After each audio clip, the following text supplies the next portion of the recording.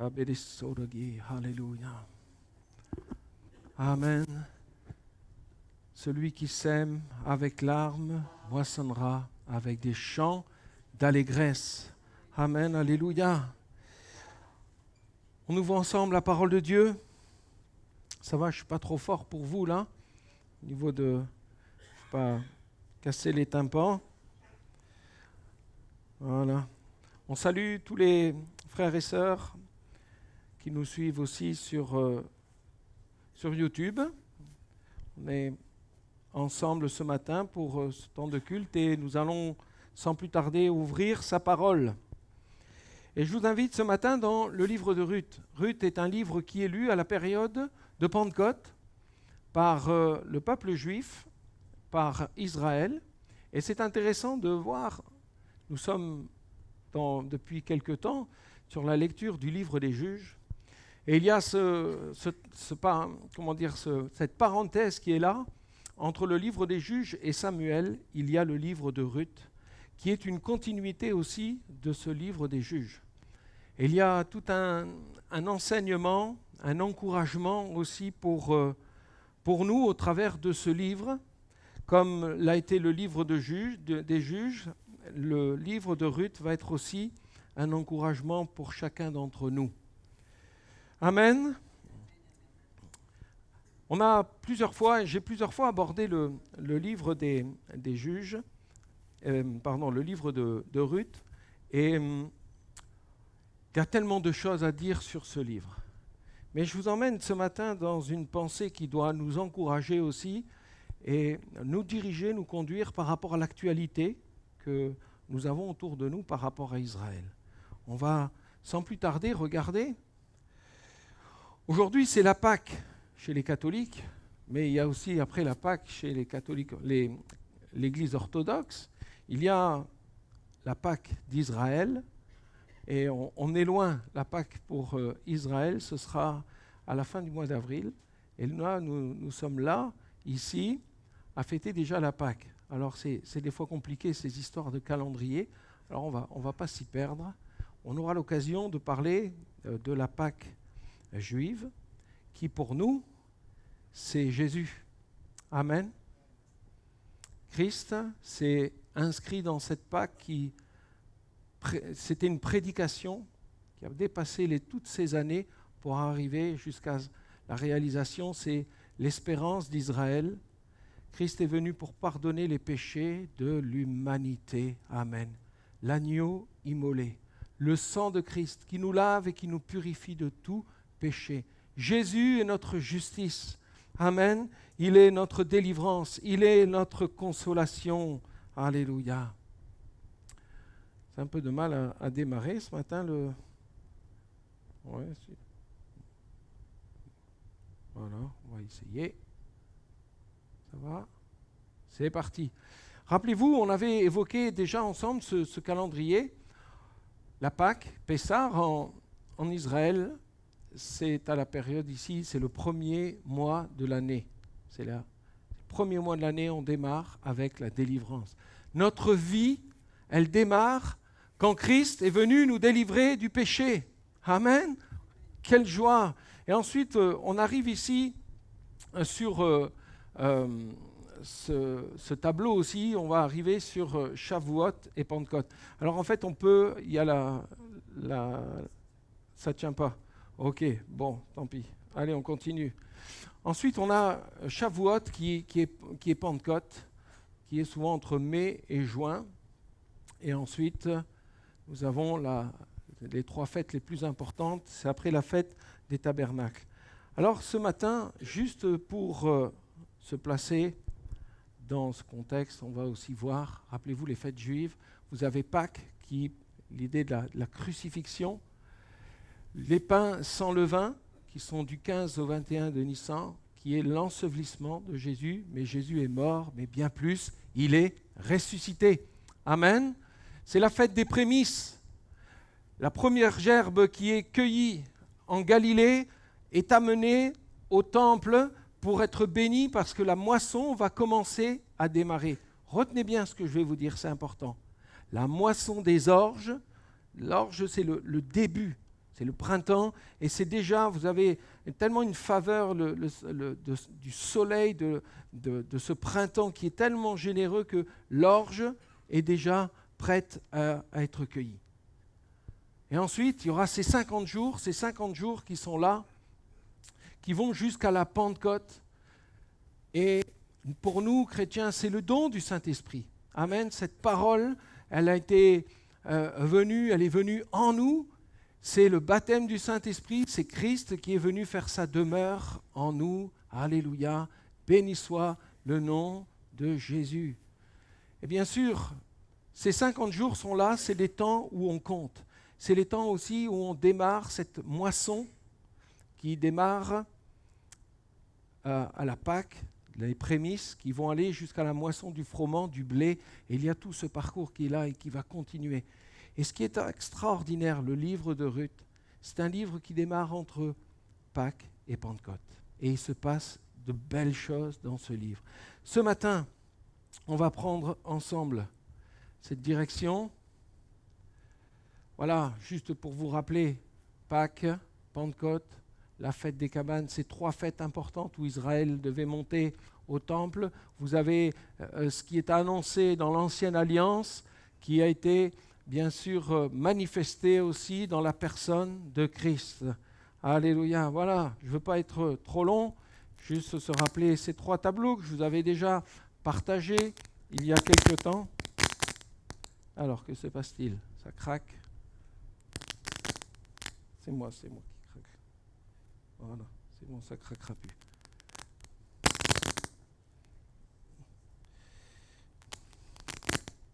Quand ça ne veut pas aller...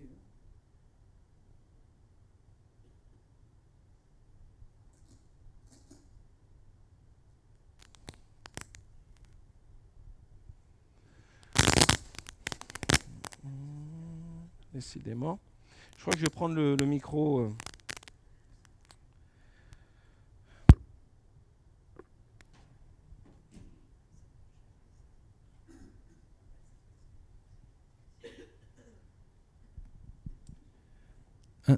Merci Luc. Voilà. Bon, vous m'entendez aussi? Voilà, j'espère que sur YouTube aussi, on prend ensemble cette lecture dans le livre de Ruth, mais avant tout, juste introduire, dans cette Ruth, c'est vraiment un livre, une parenthèse dans le livre des juges. Israël doit s'accaparer la promesse que l'Éternel a faite au patriarche Abraham, celle de cette possession du pays d'Israël. Après Moïse, après Josué, après Caleb, nous entrons pour prendre possession de Canaan. Ça, c'est le livre de Josué qui met en avant la conquête. Et vous avez le livre des juges qui va mettre aussi en avant les compromis. On avait vu ensemble que le livre des juges, c'est un cœur qui a besoin d'être entier pour Dieu. Vous allez voir cette importance qui va ressortir aussi avec le livre de Ruth, d'un cœur entier, d'un cœur total qui a pris une décision. Et le cœur a besoin d'être entier. Le cœur a besoin aussi d'être changé. C'est une nécessité pour nos vies. Et le livre de Ruth vient comme une parenthèse lumineuse dans une période très sombre pour Israël. Le livre des juges, quand on le lit, on se dit mais ça a dû être compliqué à ce moment-là avec Israël. Et pourtant, Dieu a manifesté sa grâce. Dieu est venu secourir, délivrer son peuple qui était endurci, qui était tourné vers l'idolâtrie, qui avait du mal, et Dieu, dans son amour et dans sa grâce, est toujours venu secourir son peuple. Moi, ça me parle ce matin. Dans nos travers, dans les moments où nous nous éloignons de lui, où nous sommes loin de lui, Dieu, dans son amour et dans sa grâce, va toujours tout faire pour nous ramener à lui. Amen et amen. Lisons ensemble ce livre.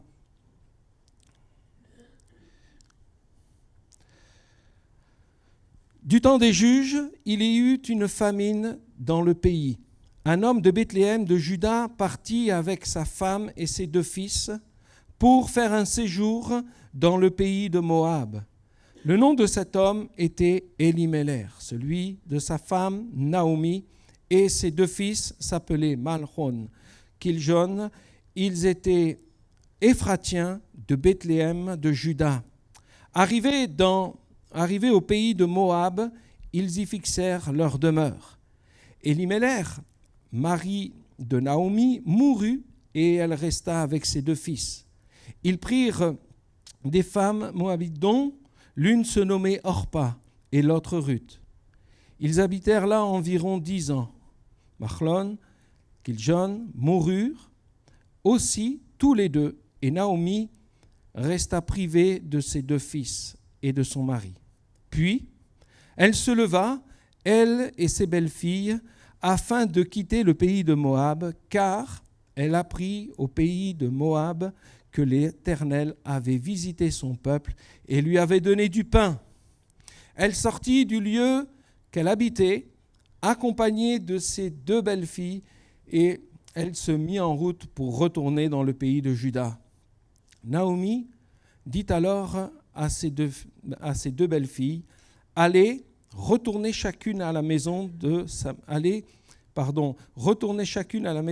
mère, que l'Éternel use de bonté envers vous, comme vous l'avez fait envers ceux qui sont morts et envers moi.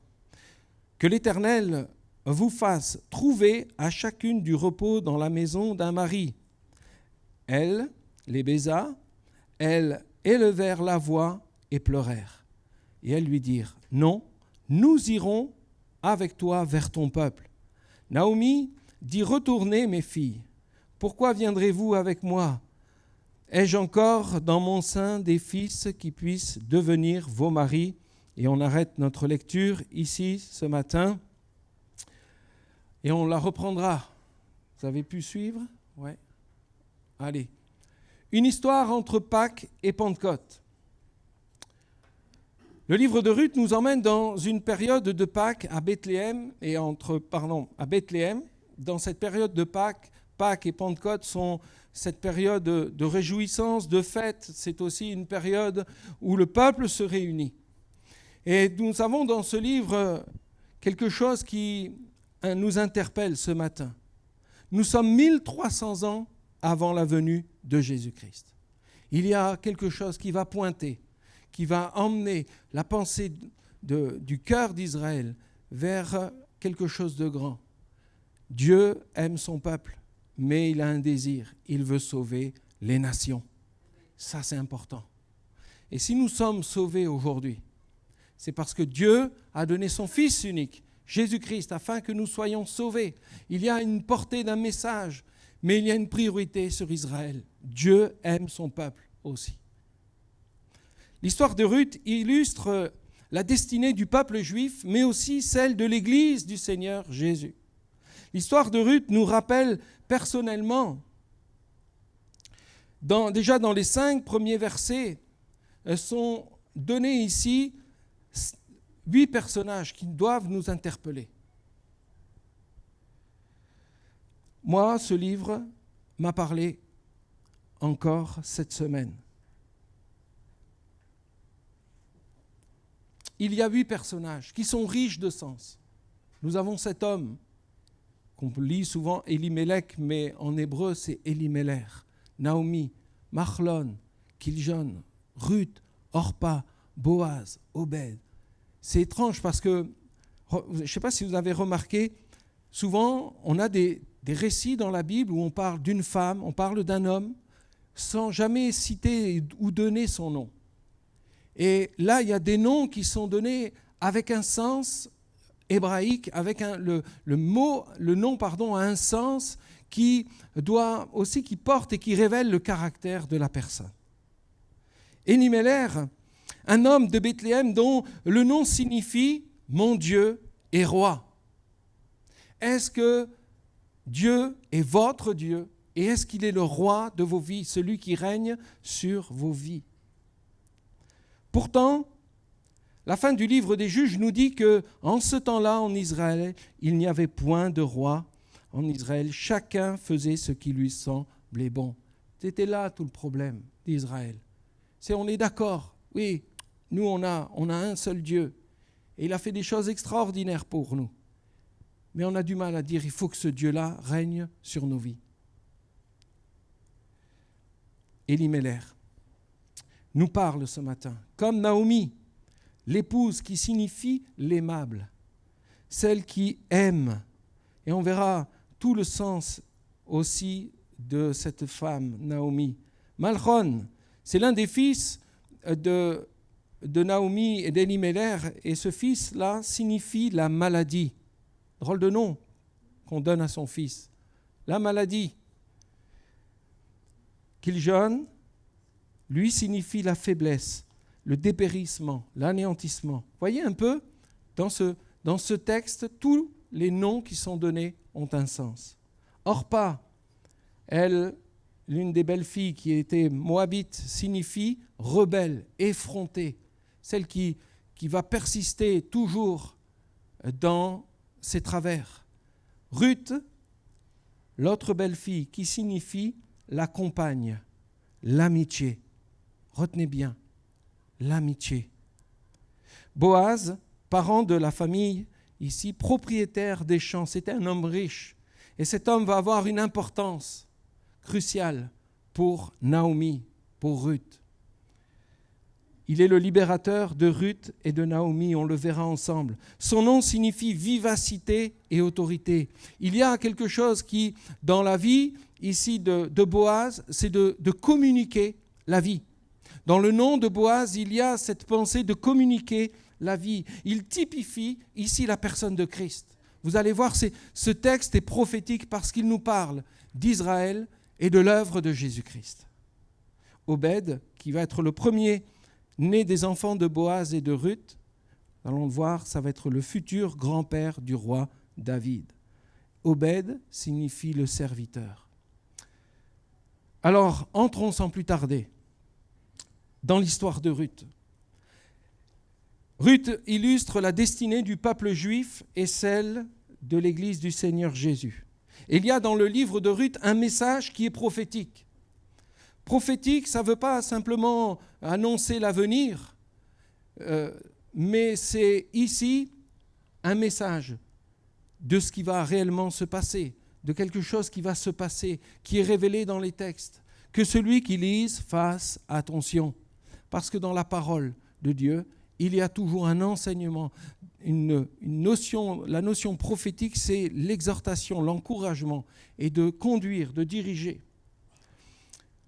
La démarche d'Elimelech, ici, de quitter le pays, préfigure la chute et la dispersion du peuple juif. Cet exil illustre aussi les souffrances et les tribulations du peuple juif dans la diaspora. Depuis la destruction du temple, 67 à 70, ça a été la dispersion du peuple d'Israël, l'élimination totale de ce qui pouvait laisser comme trace sur un pays. On a rasé. Adrien, Titus ont détruit Jérusalem. Ils ont détruit ce pays. Il ne restait plus qu'un désert. Ceux qui passaient, qui traversaient Israël se disaient, mais quel Dieu a pu laisser son peuple dans une telle misère? Dieu a permis, frères et sœurs, comprenez bien, Dieu a permis l'exil de ce peuple, la diaspora, parce que pendant ce temps-là, l'Évangile est annoncé, pour que le salut se répande sur les nations. Pendant 19 siècles, les Juifs vont être considérés comme des intrus, des parias, privés de droits, de citoyenneté dans les pays étrangers où ils vont aller. Ça a été compliqué. 19 siècles de souffrance. Mais un jour, alléluia, en 1948, qu'est-ce qui va se passer? Ils vont revenir. Eh oui, Dieu tient ses promesses. Dieu n'est pas un homme pour mentir. Il tient ses promesses et il aime son peuple. Elimelech n'avait aucune protection. Et c'est intéressant de regarder Elimelech et l'exil. Quand Elimelech est parti de Bethléem, c'était pourquoi? Parce que l'abondance du pain n'était plus là. Il n'y avait plus de pain, c'était l'inquiétude, qu'est-ce qu'on va faire? Il y a une famine. Famine, ça ne veut pas dire que c'est le désert. La famine, ça signifie que l'abondance n'est plus, donc la confiance n'est plus là. Quand on commence à s'inquiéter les récoltes n'ont pas été bonnes, le prix du blé va monter, on n'a pas beaucoup d'argent, ça va être difficile de vivre, alors partons pour aller dans un endroit où c'est moins cher, où il y a de tout. Combien ont partagé des retraités qui vont vivre en Thaïlande parce que c'est moins cher. Mais ce n'est pas la solution, n'est-ce pas? Souvent on pense, allez, solution de facilité. Et là, si on est un peu dans le concret de cette histoire, c'est un homme qui a perdu sa confiance en Dieu. C'est l'histoire d'Israël qui va être amenée à l'exil parce qu'ils se sont endurcis, parce que le cœur s'est fermé, parce qu'ils ont perdu toute la confiance qu'ils devaient avoir en Dieu. Ils avaient abandonné leur Dieu pour partir. Et c'est là toute l'histoire d'Elimelech. Elimelech va aller dans un peuple qui est ennemi. Le peuple de Moab, ce n'était pas un peuple qui était plein d'amitié pour Israël. C'était un peuple qui était ennemi.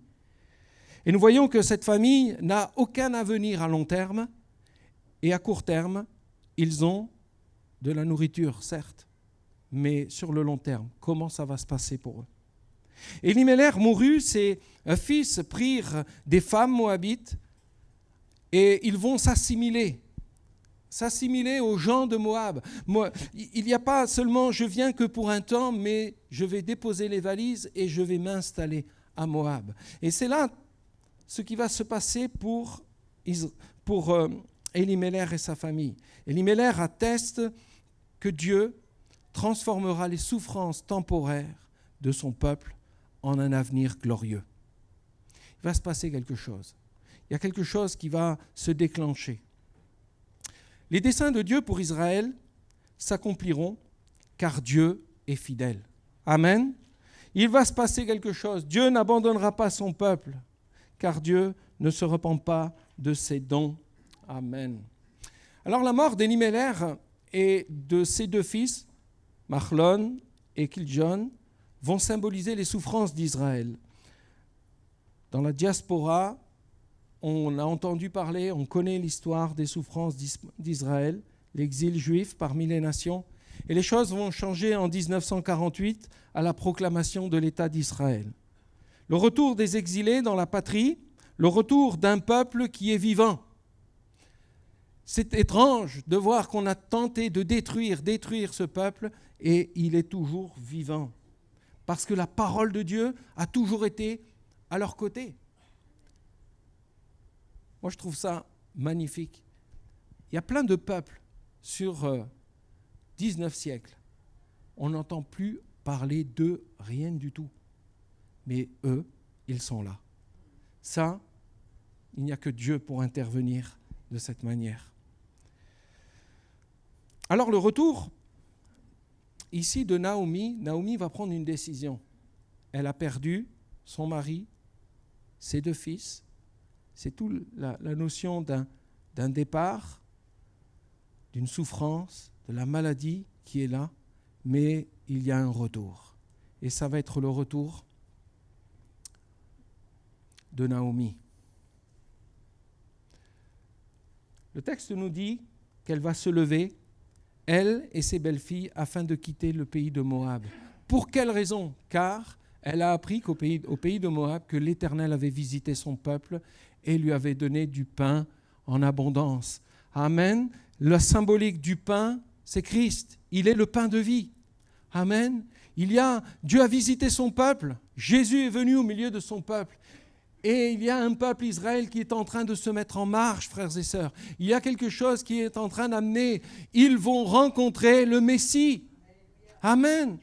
Joseph tardait de pouvoir se révéler à ses frères quand ses frères sont venus vers lui. Il était là, il n'avait qu'une chose, qu'un désir, c'était de se faire connaître à ses frères. De la même manière, Christ n'attend qu'une chose, il s'impatiente de se révéler à son peuple et de leur dire combien il les aime, combien il désire les pardonner. Et c'est là toute l'histoire du retour d'Israël, l'amour de notre Dieu. Celle qui avait tout perdu retrouve de l'espérance. Dieu a visité son peuple. Naomi, qui signifie l'aimable, Dieu aime son peuple. Et je vais vous lire 2 versets qui nous parlent de l'amour de Dieu envers son peuple. Jérémie 31, verset 3. Je t'aime d'un amour éternel. C'est pourquoi je te conserve ma bonté, je te rétablirai encore et tu seras rétabli. Ésaïe 54, versets 7 à 8. Quelques instants que je t'avais abandonné, mais avec une grande affection je t'accueillerai. Dans un instant de colère, je t'avais un moment dérobé ma face, mais avec un amour éternel, j'aurai compassion de toi, dit ton Rédempteur. Oh, ce n'est pas l'Église qui a remplacé Israël. On est tous d'accord. Il y a des promesses pour Israël. Dieu aime son peuple et il ne l'a pas abandonné. Je ne suis pas en train de dire que tout ce qu'Israël est en train de faire, c'est bon. Non.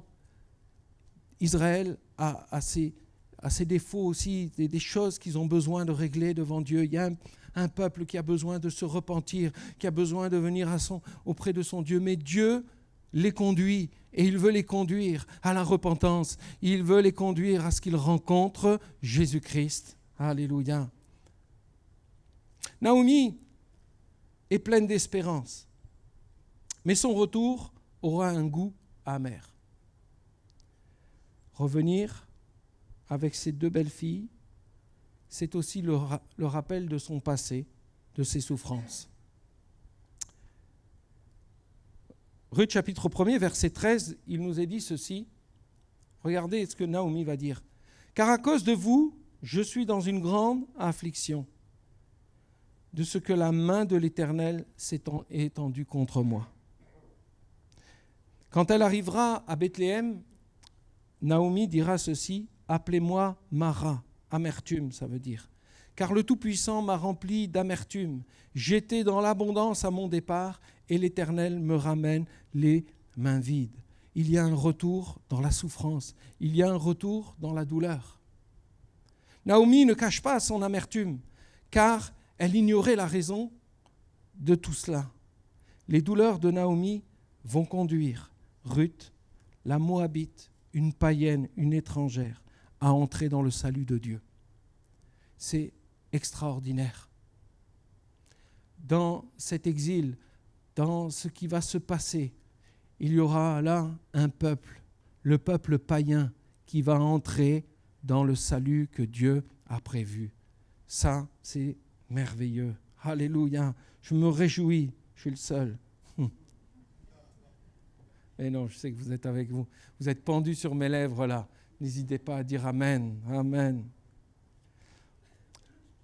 Un retour dans la souffrance, mais il y a de belles choses qui vont se passer.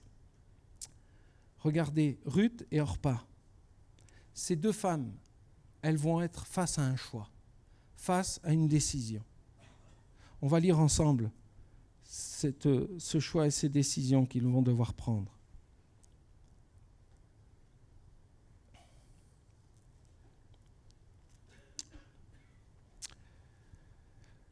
La réponse de ces 2 dames, « Nous irons avec toi vers ton peuple », quand Naomi décide de se mettre en marche vers son peuple. Et Naomi dira ceci, « Retournez, mes filles, pourquoi viendrez-vous avec moi ? Ai-je encore dans mon sein des fils qui puissent devenir vos maris ? Retournez, mes filles, allez, je suis trop vieille pour me remarier. Et quand je dirai, j'ai de l'espérance, quand cette nuit même je serai avec un mari et que j'enfanterai des fils, attendriez-vous pour cela qu'ils eussent grandi ? Refuserez-vous pour cela de vous marier ? Non, mes filles, car à cause de vous, je suis dans une grande affliction de ce que la main de l'Éternel s'est étendue sur moi. Et elles élevèrent la voix et pleurèrent encore. Orpa baisa sa belle-mère, mais Ruth s'attacha à elle. Naomi dit à Ruth, « Voici, ta belle-sœur est retournée vers son peuple et vers ses dieux. Retourne comme ta belle-sœur. » Ruth répondit, « Ne me presse pas de te laisser, de retourner loin de toi. Où tu iras, j'irai. Où tu demeureras, je demeurerai. Ton peuple sera mon peuple. » Écoutez bien plus, ton Dieu sera mon Dieu. Où tu mourras, je mourrai. j'y serai enterré. Que l'Éternel me traite dans toute sa rigueur, et si autre chose que la mort vient à me séparer de toi. » Naomi, la voyant décidée à aller avec elle, cessa ses instances. Amen. On va s'arrêter là, dans cette deuxième partie de lecture. Il y a ces deux femmes, Ruth et Orpa. Et ces deux comportements sont complètement opposés. Nous devons réfléchir sur leur choix ce matin et sur ce qu'ils nous enseignent. Au verset 10, Ruth et Orpa, qu'est-ce qu'elles vont dire ? « Ah, nous irons avec toi. Tu retournes sur ton pays Israël. Allez, on retourne avec toi. » Il y a tous les deux, elles prennent la décision. Mais à un moment donné, il y a comme des instances qui sont là. On a l'impression que Naomi, qu'est-ce qu'elle fait ? Elle veut les persécuter pour qu'ils arrêtent sur le chemin. Il y a comme quelque chose, c'est l'histoire d'Israël qui a persécuté les chrétiens. Il y a comme quelque chose qui voudrait les arrêter sur ce chemin, mais bien-aimés, il y a quelque chose de fort ici. Quelqu'un a manqué de persévérance. On en a parlé la semaine passée, de cette persévérance. Orpa, qui signifie la rebelle, va se dégager de cette promesse. Orpa va embrasser sa belle-mère et dire au revoir, mais Ruth va faire autre chose. Elle va s'attacher à elle. Le verset 15 nous dit qu'elle retourna vers ses dieux. C'est tout à fait un comportement. Le comportement d'Orpa ici incarne ces fameux chrétiens, vous savez, qui décident de s'engager, mais qui ne suivent rien.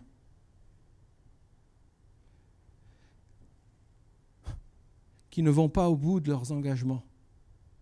Quand on passe par les eaux du baptême, quand on dit « Seigneur, je veux m'engager avec toi, je te suivrai, devant tous les témoins, je l'annonce, je te suivrai. » Et qui au moment où l'épreuve arrive, la difficulté arrive, où ça devient quelque part difficile, compliqué, il faut tenir bon, frères et sœurs, il faut persévérer. On s'engage, il y a un engagement à marcher à la suite de Jésus-Christ. Jésus n'a pas dit « Venez à ma suite, vous allez voir, ça va être facile la vie, tout va bien se passer. » Cet évangile-là, c'est l'évangile édulcoré. Vous allez trouver la paix en Jésus-Christ. Vous allez trouver l'assurance que vos péchés sont pardonnés. Alléluia. Il va vous amener à marcher en nouveauté de vie. Alléluia. Ça, c'est cette marche que le Seigneur veut nous engager. Mais il y en a, oui, j'irai, mais à un moment donné, quand ça devient dur, on abandonne. Orpa incarne aussi ceux qui n'entrent pas dans une pleine obéissance à la volonté de Dieu. Dieu a des plans pour nos vies. Dieu veut nous conduire par sa parole. Dieu veut nous diriger par sa parole. Et ça nous amène à dire « Seigneur, je veux conformer ma vie. Seigneur, je veux t'obéir. Seigneur, je sais que ce monde a tellement de choses qui vont tenter de m'éloigner de toi. Mais Seigneur, je veux te suivre. Je veux marcher dans cette sanctification. » Alléluia. Orpa incarne aussi des paroles sans les œuvres. Ah oui, je ferai, mais tout compte fait, je ne fais pas. C'est de l'apparence sans les fruits. Un engagement qui ne nous coûte rien. Ça, c'est le comportement d'Orpa. Mes frères et sœurs, nous ne sommes pas comme Orpa. Amen. Alléluia. Moi, ça m'a interpellé parce que je me dis, Seigneur, je t'en supplie, viens, secoue-moi s'il y a besoin, mais je ne veux pas être celui qui va s'éteindre pendant la marche. Croyez que le pasteur est sur le podium et qu'il a 100% de réussite. Lui, c'est le meilleur. Non, je suis comme vous, frères et sœurs. J'ai mes luttes et mes combats. Il faut que j'avance. Il faut que je marche sur ce chemin. Je ne veux pas me laisser décourager. Ah, le choix délibéré d'Orpa de se séparer de Naomi illustre bien aussi, frères et sœurs, l'Église qui s'est détachée d'Israël. Il y a un moment donné, je l'avais partagé sur un mardi soir, il y a quelque chose qui a basculé. L'Église s'est détachée de sa racine. L'Église s'est détachée de ce tronc. on a commencé à condamner Israël d'être un peuple déicide. Tout doucement, l'Église a pris possession de dire mais c'est l'Église qui a remplacé Israël. À partir de ce moment-là, c'est aussi un choix qui a été de se détourner d'Israël. Orpa, c'est celle qui a abandonné cette marche. À la suite de Naomi, c'est l'abandon d'Israël. Et nous, l'Église de hier, nous aimons le peuple d'Israël. Amen. Et nous ne sommes pas l'Église qui remplace Israël. Israël a ses promesses. Et si on veut s'accaparer les promesses qui sont faites dans les livres des prophètes qui ont été donnés pour Israël, on va édulcorer toute la parole. On va la démembrer. Il y a une source principale qui est là. Et je viendrai. Israël, cette priorité ne fait pas d'eux la supériorité. Comprenez ? Dieu des deux n'en a fait qu'un dans la personne de Jésus-Christ.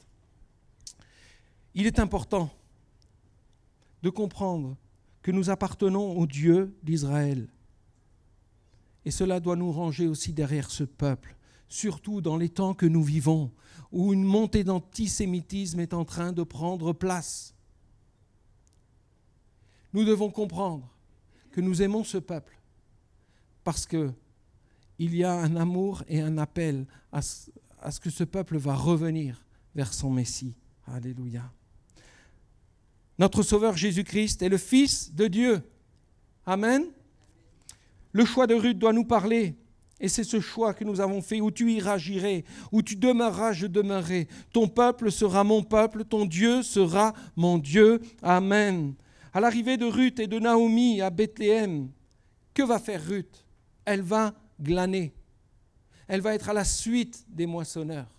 Elle ne sera pas devant les moissonneurs. Elle sera à la suite des moissonneurs. Et c'est en allant glaner dans le champ de Boaz qu'elle va trouver la grâce aux yeux de celui à qui appartient le champ.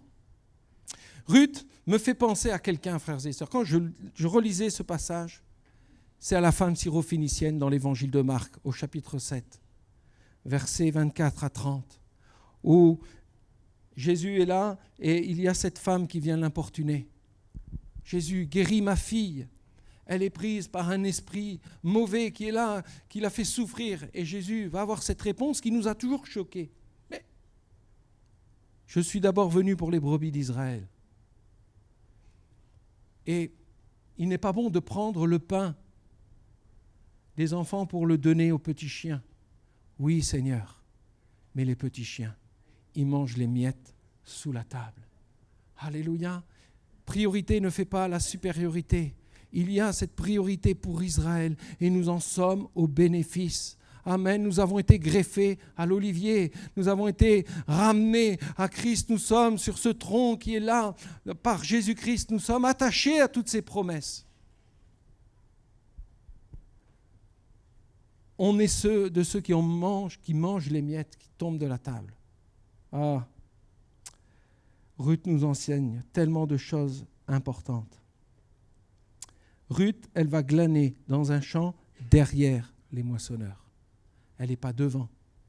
Et c'est son action qui est là, dans cette foi qui va venir, d'aller chercher ces quelques miettes qui sont là, que Dieu va faire quelque chose de merveilleux dans la vie de Ruth. Dieu va permettre qu'elle puisse manger à la table des serviteurs, qu'elle puisse avoir l'abondance jusqu'à aller à ce que Boaz la prenne pour son épouse. Ruth, chapitre 2, verset 18, elle emporta et rentra dans la ville, et sa belle-mère vit ce qu'elle avait glané. Elle sortit aussi les restes de son repas et lui donna. Ruth, l'amitié, compagnon. Nous devons, frères et sœurs, aimer le peuple d'Israël.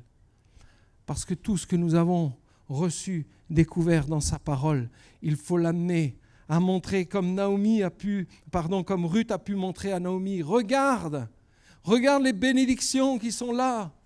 Ah, Si on pouvait tout effacer, les erreurs de l'Église vis-à-vis de ce peuple, vis-à-vis d'Israël, et juste de montrer et de donner envie à ce peuple de s'approcher de leur Messie, Jésus-Christ.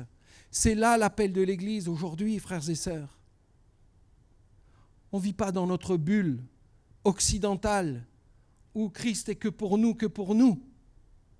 Des deux, il n'en a fait qu'un. Et je vous bouleverse peut-être en vous disant ça. Mais moi, j'ai envie que notre foi, elle donne envie aux païens qui sont perdus, aux gens de ce monde qui sont dans l'ignorance, qu'ils puissent venir à Jésus-Christ. Alléluia. Et que son peuple aussi puisse être touché à salut. Oh mon Dieu, révèle-toi à ton peuple Israël. Nous avons besoin de prier. Ruth s'est engagée envers Naomi. Ruth, l'amitié, la compassion. Cette phrase, elle doit tambouriner dans nos cœurs. Car je n'ai pas honte de l'Évangile.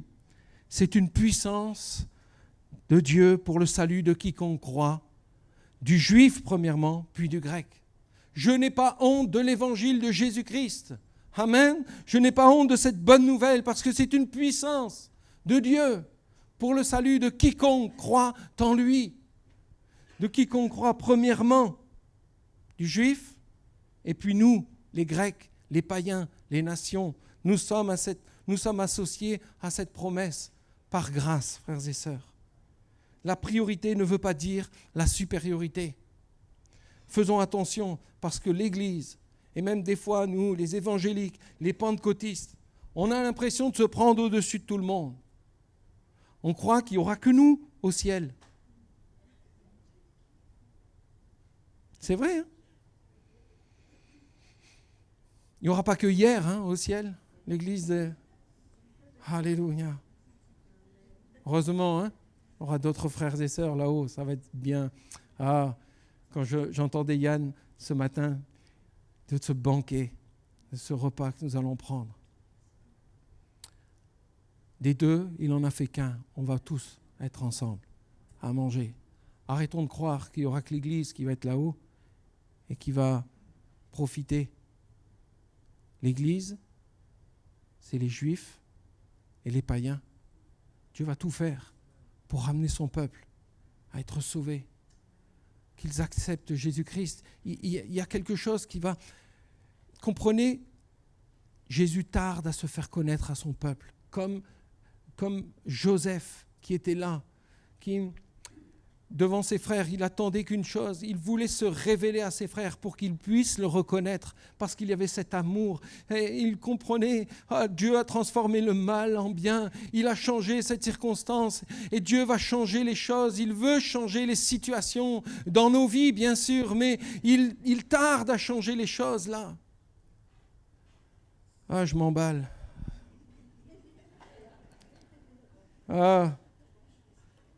Frères et sœurs, nous devons retenir une chose. Ruth, elle était engagée, mais totalement. Mon Dieu, il est notre Dieu.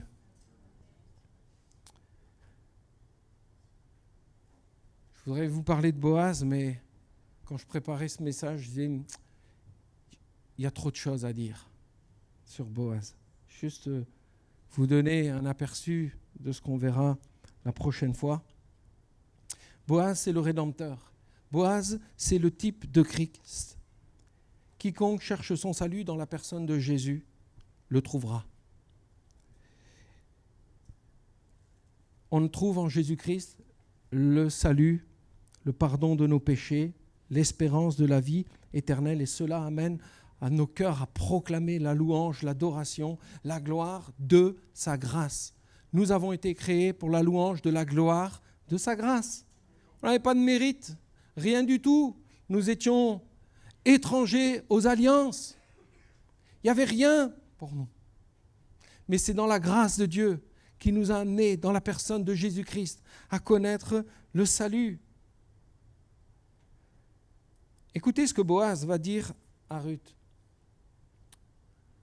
Quand cet homme va voir cette femme qui glane, qui prend soin de Naomi. L'Église qui prend soin du peuple d'Israël. Écoute ma fille, ne va pas glaner dans un autre champ, ne t'éloigne pas d'ici et reste avec mes servantes. Oh, que je trouve grâce à tes yeux, mon Seigneur, car tu m'as consolé, tu as parlé au cœur de ta servante, et pourtant, je ne suis pas, moi, comme l'une de tes servantes. Elle comprenait qu'elle n'avait aucun avantage. C'est Boaz qui a dit, mais viens, tu vas manger avec mes serviteurs, ils prendront soin de toi. On ira te puiser de l'eau, on te donnera tout ce qu'il faut pour que tu puisses travailler, pour que tu puisses glaner. On va te protéger. Ils ne te toucheront pas. Et vous voyez un peu, il y a comme c'est par grâce qu'elle est associée à ce que Boaz va mettre en œuvre. Boaz n'a aucun mépris pour cette femme moabite. Il manifeste une compassion à l'image de Christ, l'amour de notre Seigneur. Il s'est donné à la croix du Calvaire pour le salut de l'humanité. Pour le juif, premièrement, mais pour nous, les païens. Boaz est un parent d'Elimelech. Et nous le verrons la prochaine fois. Il va utiliser ce droit de rachat qui est nommé dans Deutéronome au chapitre 25, versets 5 à 10, où un parent, pour donner une descendance, pour que le défunt puisse avoir une descendance, il y a souvent un rachat qui se faisait. C'était un frère ou un membre de la famille qui rachetait. On verra ceci la prochaine fois. Mais c'est merveilleux de voir comment Dieu parle au travers de ce texte et nous montre toute l'œuvre de Jésus-Christ qui nous a rachetés pour nous ramener et pour nous rattacher à lui. Béni soit le nom de Jésus. Je veux qu'on comprenne, il y a un encouragement pour nous ce matin à tenir ferme, à persévérer. Ne nous laissons pas décourager par tout ce qui se passe autour de nous, de toutes ces paroles qui peuvent être dites, de toutes ces fausses informations parfois qui circulent. Nous devons tenir nos yeux, plus que tout, sur la parole de Dieu, parce qu'elle est prophétique dans les temps dans lesquels nous vivons. Cette parole est la vérité. Ce n'est pas des fake news.